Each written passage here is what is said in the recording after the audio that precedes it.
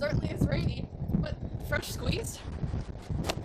I promise, it is freshly squeezed. Ah, freshly squeezed. Yeah. Okay, how much is it? 15 cents.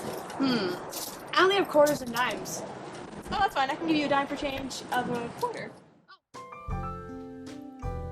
Thanks.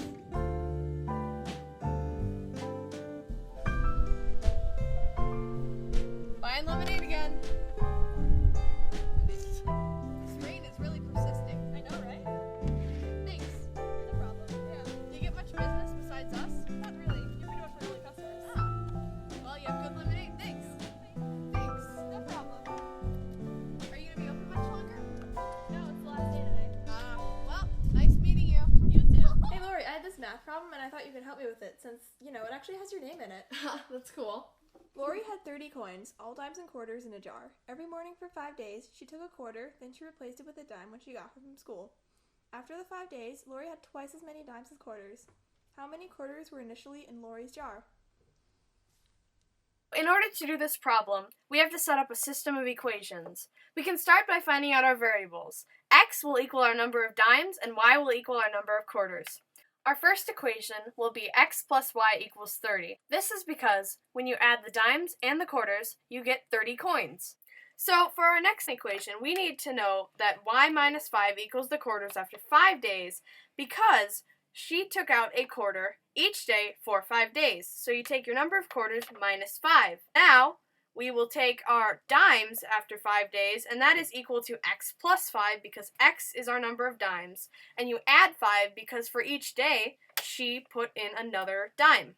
And so our final equation will be 2 in parentheses y minus 5 equals x plus 5 because, as the problem states, after 5 days, Laurie had twice as many dimes as quarters. So when you take the quarter amount, that would be twice, so that it can equal the amount of dimes. So we need to simplify that equation. So what you'll do is distribute 2 to y minus 5, which will get you 2y minus 10. This would equal x plus 5. Now you're going to add 10 to both sides, which will get you 2y equals x plus 15.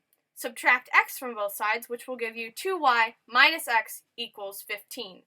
And so our two equations in our system are x plus y equals 30 and 2y minus x equals 15. But in order to solve this, we need to have one of our equations have one variable alone, equivalent to the rest of the equation. So for this, we're going to use x plus y equals 30, but we need to isolate one of the variables. We will be isolating x. When you simplify this, you subtract y from both sides to get x equals 30 minus y. Since x equals 30 minus y, we can now use that and plug it into x in the 2y minus x equals 15 equation.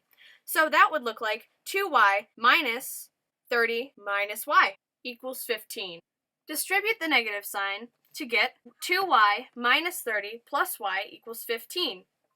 Now, you can add 30 to both sides, which would be 2y plus y equals 45. Combine your like terms, and you'll have 3y equals 45.